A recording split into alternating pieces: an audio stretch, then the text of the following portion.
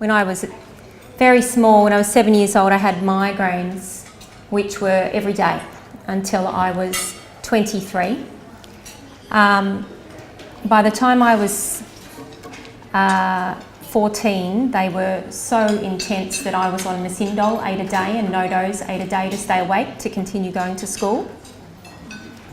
By the time I was 20, my mother passed away, and within a month I had autoimmune psoriasis and ulcerative colitis, which then lasted another 3 years on high-dose prednisone and mesalazine medication, which every time I tried to even lower the dose slightly, I ended up in an acute phase, straight back into hospital again. So that went on another 3 years until I was 23. And I was referred to a man, strangely enough, who was a healer, who did deep tissue massage on my bowel to break up blockages. And within a week, it had resolved the ulcerative colitis, which, you hear these magical stories that, why does that never happen to me? Well, that was my one magical story. He gave me some advice on food, and I grew up in an orthodox home, doctor all the way. I'd had all the scratch testing up my arms as a kid and had the desensitising injections into both my arms once a week for 2 years, and it didn't really change much. The migraines came from 4 different reasons, which I now know. So, we have hormonal and cervical, spinal, severe sinus issues. So I had food sensitivities causing that, which I wasn't aware of. Obviously, we didn't go down the food sensitivity line. We went down all the other allergy type lines. Anyway, when I left this man's office and my life was changed, I marched myself down to the university and signed up to become a naturopath, as you do. And since then, I researched as much as I could, and I once came across this ALCAT test in a conference, and I thought, I've tried everything else.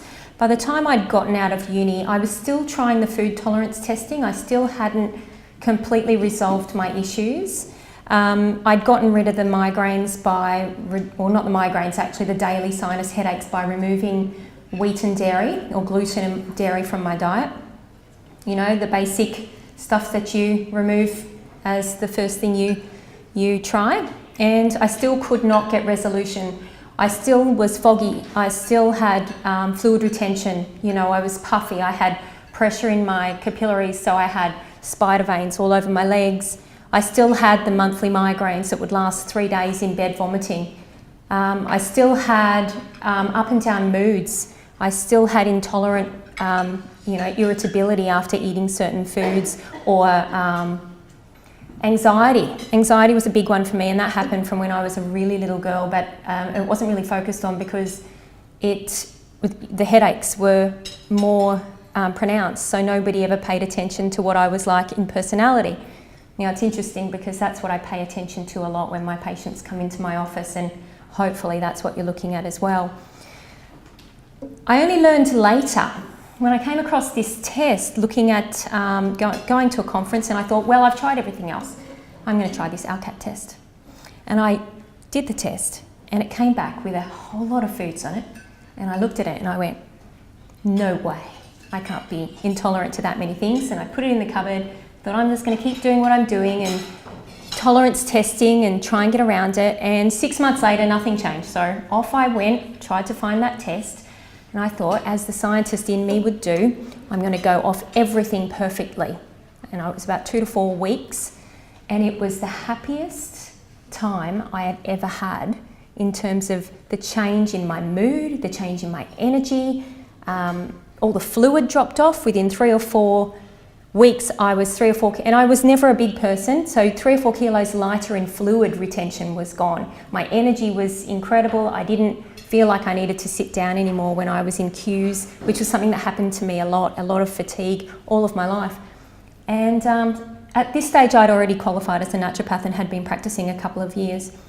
And I thought, I'm going to start checking out my patients with this. and started to see phenomenal changes with everybody. You know, testing it with different conditions with everybody. The in-house testing that I had was testing fluid retention, which a lot of people have in their clinics, which is your bioimpedance type testing, which also shows fluid retention, intracellular and extracellular water. And I noticed this had a big change on the foods that people were intolerant to. People had an imbalance between the intracellular and extracellular fluid. Off the ALCAT foods and the fluids balanced and the energy came up. So it improved hyponatremia, hyperkalemia, and this electrolyte imbalance that people give electrolytes to balance was no longer necessary because it balanced by getting the fluids right by taking away the irritants. So this is why I choose ALCAT as my first line of treatment and why I'd like to show you what I've put together for you tonight. So we're going to cover the different factors that can increase your risk of food intolerance, what can contribute to it, how did it come about in the first place, that the ALCAT can be applied to and what you'll consider, understanding what occurs during the intolerance response, reviewing different health conditions and case studies. So I've got about 4 case studies with different conditions that are quite interesting and how varied the conditions are that it can improve. And we're going to go through a test and interpret one.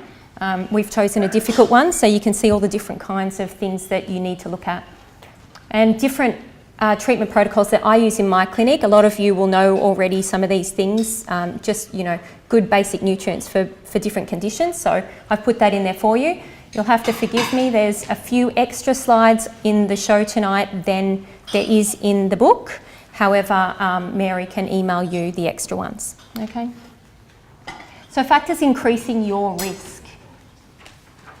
Adrenal stress is one of the first things that naturopaths or practitioners will look at when somebody's coming in with fatigue and all sorts of very vague chronic type allergy responses.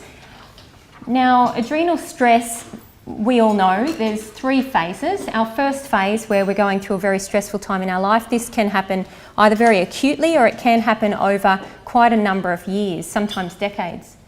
High cortisol, depending on the situation that you're in, whether it's a life situation, whether it's what you're going through, or whether it's caused by disease or an inflammatory process, we need to understand that.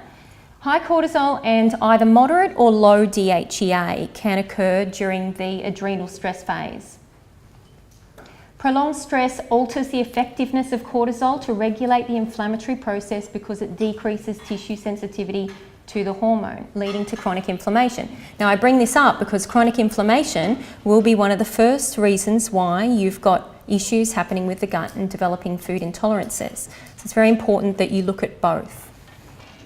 The second phase, adrenal fatigue, is the second stage where the cortisol begins to decline, and it can appear as normal, but your DHEA can start to decline as well. Now, not too many people, can I get a show of hands of who actually looks at DHEA regularly?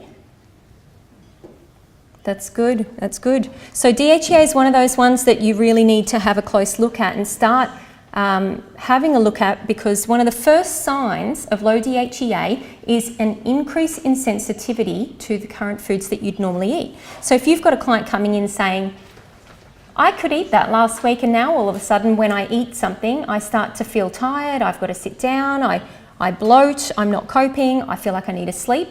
You know, the Christmas Day food coma response? So this is very typical of low DHEA. I'll talk about that in more detail in a minute. Last stage adrenal insufficiency is when we have low cortisol and low DHEA. So this is a very difficult thing to break in patients and will cause all sorts of symptoms which will affect their entire life, but food sensitivity is one of them. And that's because the hormones are associated with strength. You know, your ability to get up, your ability to have energy, but it's also associated in the strength of your digestive organs. So this is where you'll find they'll fatigue, your digestion will fatigue, you'll become sluggish in your digestion, you can become nutritionally deficient when your hormones are low and develop food sensitivities, or it'll amplify the food sensitivities you already have. So all 3 stages have an effect on digestion, the high cortisol, inflammation, and extra food sensitivities developing. The whole process that you want to go through when you're looking at your patient, if you're going to go down the food sensitivity line, is to break the cycle. So you want to remove the current sensitivities, but you want to prevent new sensitivities from occurring. Otherwise, 6 months from now, they're in the same position with a new set of foods and continually having to monitor their diet, which isn't very easy when you want to go out and socialise and go to your friends' houses and eat whatever other people eat. You need to try and repair your gut as well as you can. So the factors affecting cortisol. Obviously with high cortisol, chronic or acute stress, sympathetic nervous system dominance. So consider your acetylcholine as well with your fight and flight response, not just cortisol.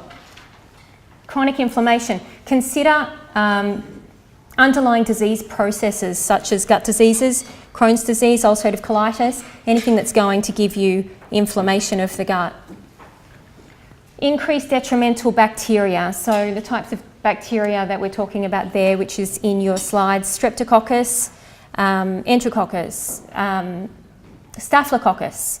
There's a whole range of them that are D-lactic acid producing bacteria which will pro-inflammatory. They'll cause inflammation on the gut wall, not to mention a whole lot of other symptoms themselves. Prescription corticosteroid drugs, including the injections, and Cushing's syndrome for high cortisol. Low cortisol, so your second stage or your third stage. Long-term chronic stress again. Parasitic infestations, low E. coli. With low cortisol, don't always think that your patient has been through a great deal of stress and you're at the tail end of an incredibly stressful period of time. There may be a manufacturing problem with your hormones. So there may be an issue in the gut that is not allowing the hormone production from the nutrients that you require. So look at your E. coli. Now your E. coli can be suppressed by a parasitic infestation. E. coli can be suppressed if you're not absorbing your fats properly. So we've got protein and fat malabsorption, nutritional deficiency, so inflammation can cause that, coming back to that. Sleep disorders will also lower your DHEA and your cortisol, and obviously Addison's disease. Factors affecting DHEA. Once again, long-term chronic stress, tail end of adrenal insufficiency, parasitic infestations again because they reduce your ability to manufacture your hormones. Being that they absorb so much from your gut, they don't allow the nutrients themselves to be there.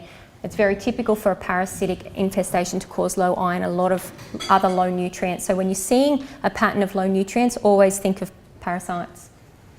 Low E. coli, nutritional deficiency, protein and fat malabsorption, sleep disorders, the same as low DHEA, low cortisol. However, women on hormone replacement of any kind, and men also, so we have the oral contraceptive pill, HRT, Mirena, Implanon and Depo-Provera, male hair regrowth medication. I've seen 2 patients on that who've had incredibly low DHEA.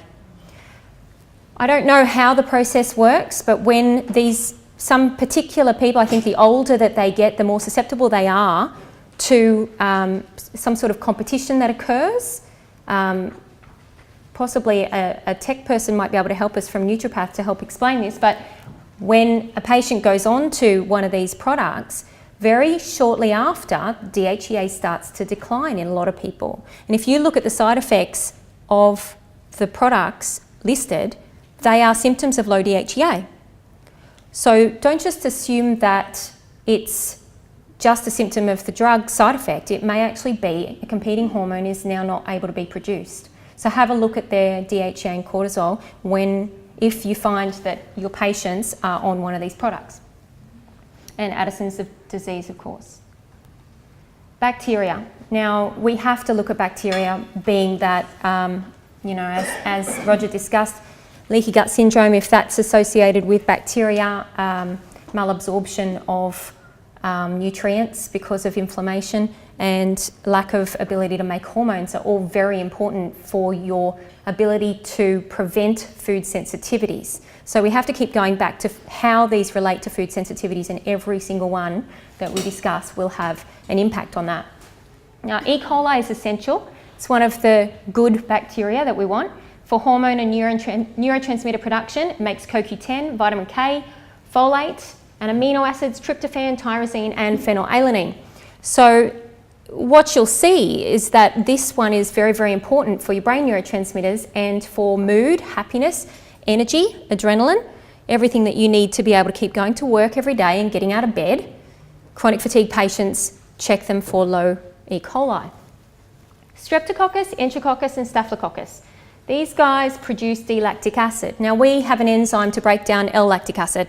We make L-lactic acid. The D-lactic acid is an animal form product, and we don't have an enzyme to get rid of it.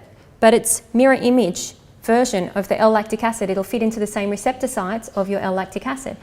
So it can amplify your mood. It can amplify your stress levels. It can amplify anxiety. It can cause foggy brain. It can get into the muscles and cause symptoms of fibromyalgia. It can cause irritable bowel syndrome. It can cause heart disease. It can cause chronic fatigue syndrome. There's research on all of this available for these particular bacteria. The inflammation that it produces will upset the gut wall and continue with your food intolerances. And it will impede the E. coli, which will then upset your hormone production. Adrenal fatigue follows, more food intolerances. So it all comes around in a circle to keep hitting the patient unless you deal with all of them at the same time. It's really important that you look at everything at once. Maintaining a healthy gut balance between these bacteria and the essential beneficial bacteria that support the immune system and digestive function is paramount to the prevention of developing food sensitivities.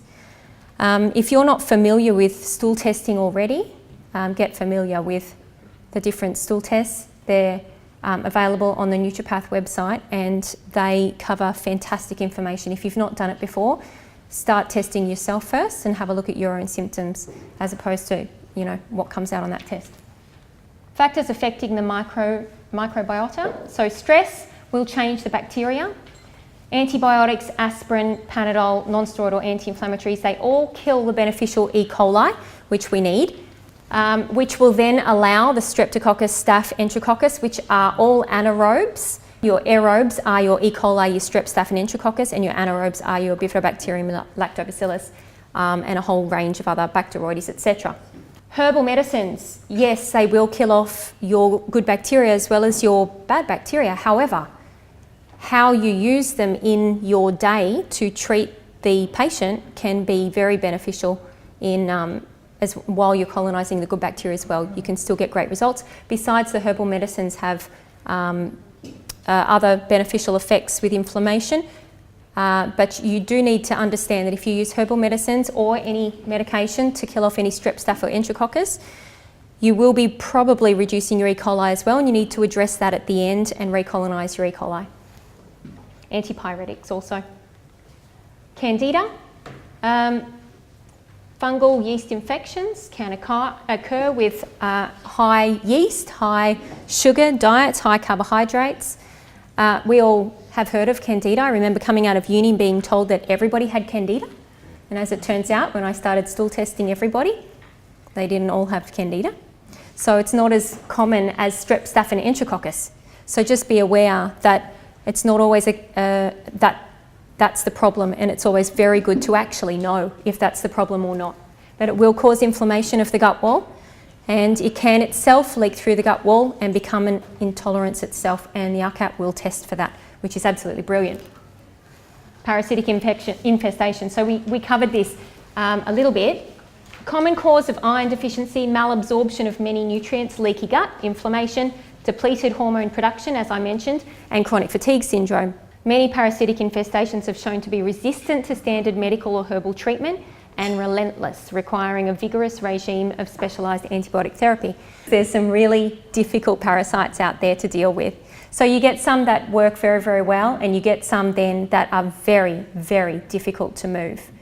Dientomoeba and blastocystis, in my experience, are the hardest ones to get rid of, and I've seen patients who've been on different herbals cycling them through to try and affect those parasites, you know, and get around their armour, and still finding up to 2 years on that they are not killing it off.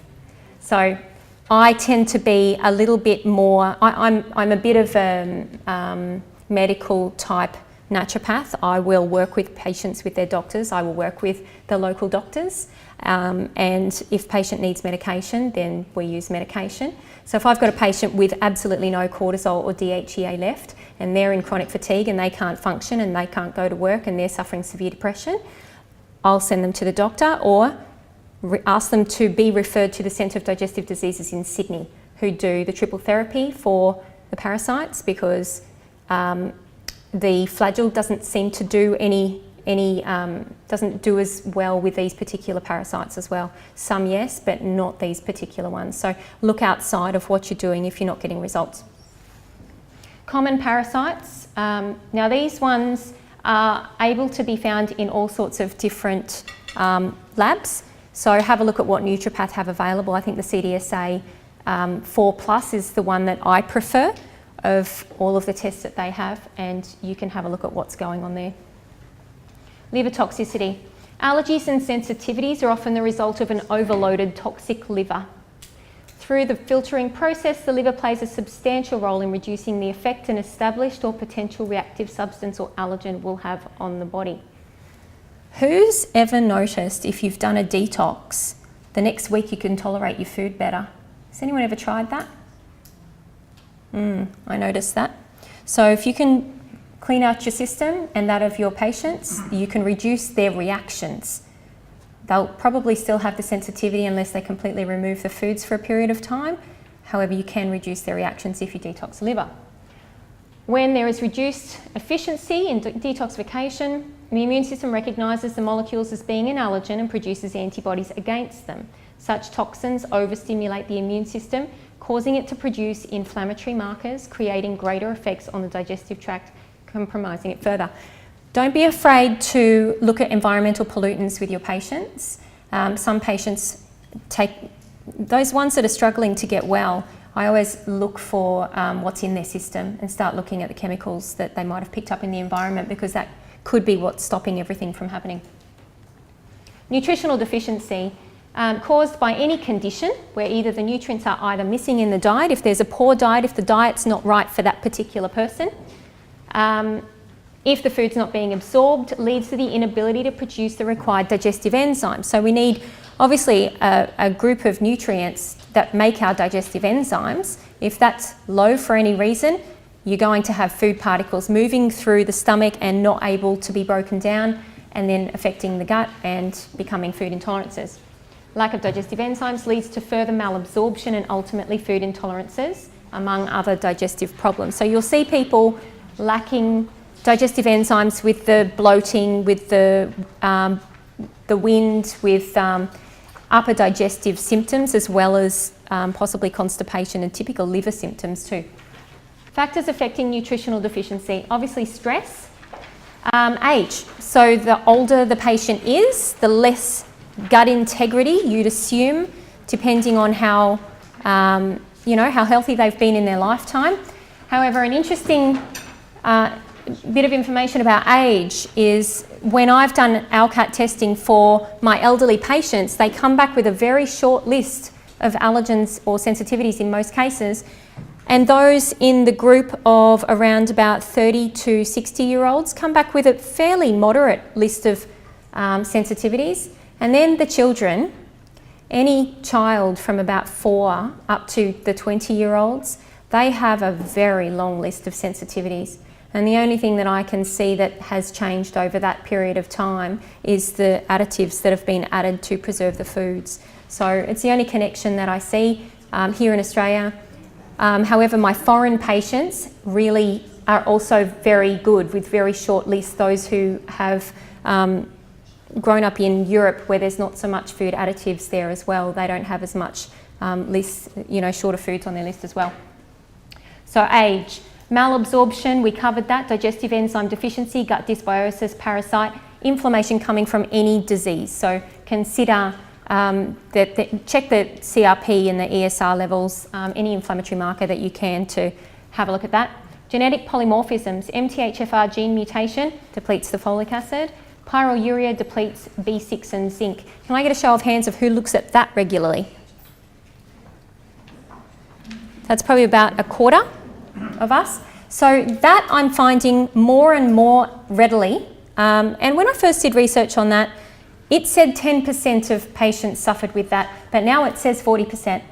And it's only been a year or two since I first started looking at that, maybe 3 or 4. Was the research wrong to start with? You know, it's actually so prevalent, it's incredible.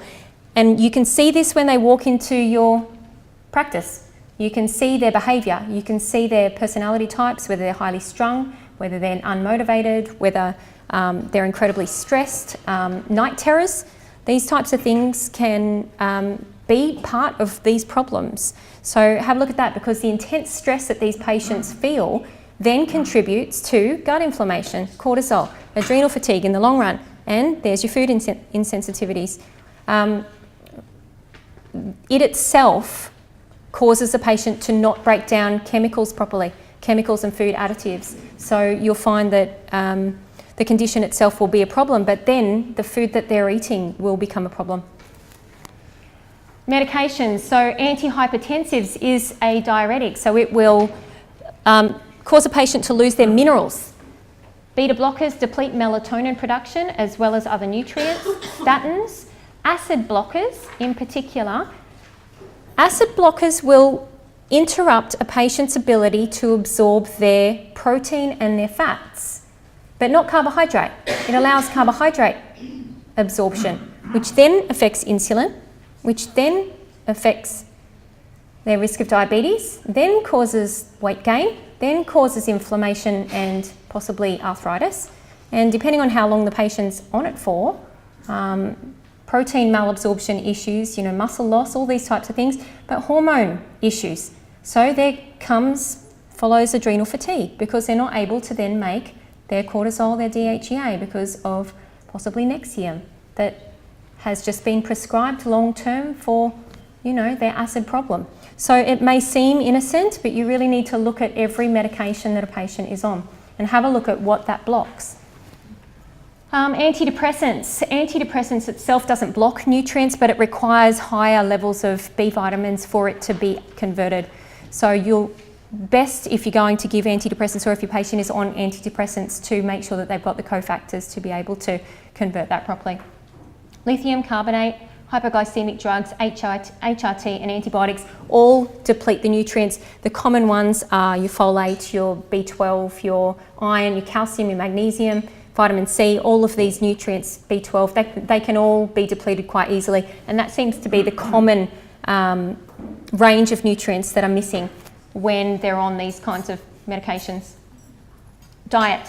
Now, I have a range of people that come in to see me that are all from different ethnicities, and every person requires a different kind of diet based on their background. So you can't put an Asian person on a paleo diet, and you can't put someone who requires protein to keep their blood sugars level on a vegetarian diet. They don't cope. You have to look at what each person's background is and what they feel best on, but then you need to moderate that diet based on what's going on in their system. So if they've got high candida, obviously a vegetarian diet is going to be higher in carbohydrates, but you still have to be able to manage lowering those carbohydrates and getting the proteins that they use up to a higher level so that they're getting what they require. You have to factor that in. You have to factor in all the other bacteria and make sure you don't feed them the carbohydrates that can convert into the D-lactic acid. You have to factor in liver detoxification and making sure that you're not causing too much insulin issue, inflammation. So just have a look at everybody's diet and make sure you've got the right one for that person for inflammation, because everybody's different. The only one I don't agree with there is the fast food diet. However, strangely enough, some people live off that and they still thrive. I don't know how they do it. Certainly wasn't me. Pyroluria. So we talked about this earlier, mentioned it, also known as cryptopyroluria. It's a common metabolic disorder affecting up to 40% of the population. An abnormality in hemoglobin synthesis occurs producing too much of a byproduct called cryptopyrrole, or Mauve factor, which is the test that Nutripath do. Cryptopyrroles bind to pyridoxine, vitamin B6, and zinc, making them unavailable for functions elsewhere in the body, including the production of digestive enzymes in metabolism.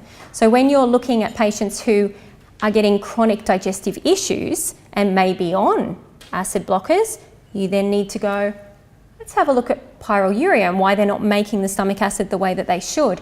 Ask questions about their personality. Were they a very shy child? Did they not want to interact with other kids? Did they have inattention? Did they have acne as they were growing up? Were they, had socialisation issues, depression, anxiety? All of these really typical symptoms that you get with the pyroluria patients, become really familiar with that because you can see them really quickly, and then you can rule it out really quickly as to whether you do the test or not. The test isn't overly expensive, so most of my patients are happy to do it, though I don't do it with everybody, only the people that suit most of the situations or most of the symptoms. These essential nutrients, when bound to cryptopyrrole and removed from the bloodstream and excreted into the urine as pyrroles. The effect of pyroluria and the deficiency of zinc and B6 can be mild, moderate, or severe, depending on the severity of the imbalance. Now, you can have a patient who has never had symptoms of pyroluria ever in their life, and then they go through a stressful period in their life and all of a sudden they have all of the symptoms and they think they're crazy. You know, they could be aggressive, they could be severe anxiety. All of a sudden it comes on and they don't know what it was. And it simply was that they weren't stressed enough prior to lose their levels of B6 and zinc enough. It needed the extra stress if they're only mild with the condition. So you really need to have a look at where they're coming up on the spectrum. It's during these times when we see the development of many food intolerances. So make sure you do check that, because if their gut is constantly inflamed because of their stress levels, it will develop into food allergies or food sensitivities. MTHFR gene mutation. So the process of methylation involves the enzyme from the MTHFR gene that helps our bodies convert vitamin B9 or folate into a usable form called methylfolate. Those with a mutation may have trouble effectively eliminating toxins from the body. You get two types of people with this problem, and once again it moves into mood disorders. Now, I specialise in depression and anxiety in my practice. However, ALCAT and Allergy is my first step to correcting that issue and checking these conditions, because they're all connected. So if you're specialising in another area, if you were to have a look, you'll probably find there's mood disorders as well, even though you're looking at, say, the gut or the liver or something else, because it's all connected. These two main genes involved in this process are the MTHFR C677T and A1298C, which are easily detected through testing to rule out this condition. Food intolerances are one symptom that this condition can cause, with many more, including mental health symptoms. So I think I saw a test for one of my patients the other day where on the bottom of the test it said that the codes had changed, so I'm not sure if that's right or not, but talk to your labs. Nutripath do this test, so it's worth looking at. The two different kinds of MTHFR gene mutation sufferers, we have the overmethylators, where paranoia, depression, they're artistic by nature, food and chemical sensitivities, they suffer with sleep disorders. Self-mutilation, when you have these patients, these teenagers that are constantly being sent to behavioural cognitive therapy, which is very supportive in itself. However, if the biochemistry isn't checked, this could be something that just goes on and on. Adverse reactions to SSRIs, because overmethylators have low histamine, they produce too much serotonin and dopamine. So you're looking at your bipolar and schizophrenia type patients. So they won't tolerate the SSRIs and they won't tolerate the antihistamines because their histamine is already too low. Low motivation. So you might find that they're absolutely brilliant people that have the ability to do anything but have no motivation to do anything. Does anyone imagine someone like that or know someone in their life that's been like that? And they just wonder, what is it? Why don't they act on that? And it could be that this is the issue. On the other hand, the undermethylator has too much histamine. So these are the guys that get reactive to all the hay fever, seasonal hay fever issues, plants, migraines, smells set them off, chemicals set them off, sensitivities, very typical for migraines and headaches, obsessive compulsive tendencies, perfectionism, the high achiever, but they'll follow through, the opposite to the other. Food and chemical sensitivities, addictive tendencies, social isolation and phobias. However, they have a good response to SSRIs because they regularly have low serotonin and low dopamine, not the opposite. And they also have a good response to antihistamines. So seasonal allergies, poor response to high histamine foods. Always have a list of high histamine foods available to hand out to your patient and start with that to give them an idea of how, see how they're feeling coming off those foods. The chemicals and sulfides, every person that says that they get a headache after wine, how many people? That's almost everybody, isn't it? No, it happens to me. So frequent headaches. I know there's some people who just love wine, it works for them, so it's not their enemy. Autism spectrum disorder. Now, I don't particularly treat autistic children, however, I have had a few through my centre, and you will come across them every now and then. Whenever I've done an ALCAT test on these guys, they are off the chart. They don't tolerate much at all. And when I've done some research on autism, I have, whenever there's a change in their immune system, you will get increases in gut issues. So if you even take their case history, you'll see that something happened and then they didn't absorb food anymore. You need to get their ALCAT test done because they will improve dramatically. I've got one little girl who doesn't speak, but she makes a lot of sound, and she goes to a normal school. She's 5 years old, so she was just in prep, and she would only have to hear music playing at the other end of the school oval, and it would set her off with irrational behaviour and very irritated. And coming off the ALCAT made a huge difference to that. So just keep that in mind. Also check the liver, check the MTHFR gene mutation, check pyroluria, check anything that's going to block their liver and cause them to not detox properly. You'll find that that will probably be an issue with your autistic children that you see.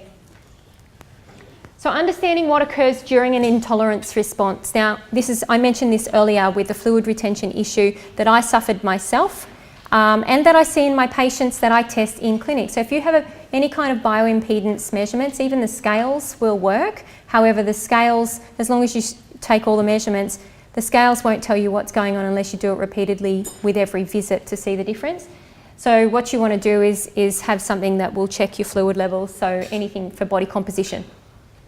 Why I choose ALCAT.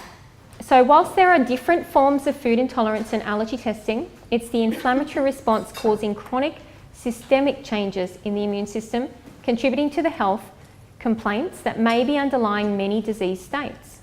When an immune response affects the size of the cells, as seen in ALCAT testing, it produces a fluid exchange in the body, affecting energy production at a cellular level systemically. So this will be your immediate hyponatremia, hyperkalemia that causes your electrolyte change and energy. So the fatigue that people feel initially from the food exchange, the fluid's starting to move. And that can be immediately or it can be hours later.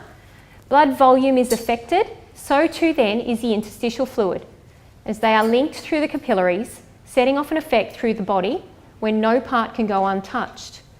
This is the innate system I think that Roger was mentioning before. When you can remove this immune response as a first line of defence against systemic inflammation, then your treatment is already miles ahead in very little time. So I find that I can improve the patient's symptoms by anywhere from 50 to 80% by removing the intolerances first. But I also know that if someone is eating foods that they're intolerant to, and I try to resolve other inflammatory problems, I'll never break the inflammation. There's not one product that I've ever found that will correct all of the responses that somebody is having when they have a food sensitivity reaction. There's not a product you can take. You can't be band-aided, it can't be masked, it has to be removed. So in your treatment, the very first thing that you should ever do is remove all irritants, no matter what that is, whether it's parasite, whether it's specific bacteria, or whether it's food intolerances, remove them first, then see what the body's doing, then work at repair, filling deficiencies and going about getting the body back to where it should be. No supplement or drug can overcome an immune response on a cellular and a systemic level. Removing the irritant, repairing the damage done and restoring balance to the tissues will be the most effective route to resolution of your patient's health concerns.